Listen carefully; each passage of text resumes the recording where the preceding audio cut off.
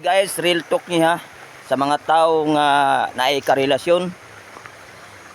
Kamo guys, kung makigrelasyon gani mo sa usa ka tawo nga inyohang gihigugma, kinahanglan guys nga pilian ninyo katong tao nga dili mo masakitan niya, katong tao nga ang iyang atensyon na ara sa imuha ug ang imong atensyon na ara pod siya, nga dili nakabalo mulingi og lain, nga tanan nga time na sa imuha ug ang tanan pod nga time nga naa sa imuha. Kana guys, number 1, magkasinabot jud mo ana duha tungod kay nagparehas mo og gugma sa matag usa. Pero kung ang imong karelasyon gani nga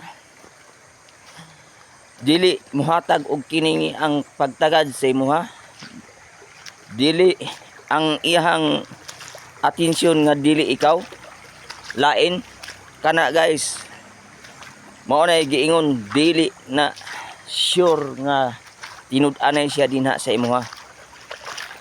Kay kana dili na siya buot pasabot, dili na siya kontento nga ikaw lang ang naa sa iyang kinabuhi, kung dili ang iyang gusto nga daghan pa.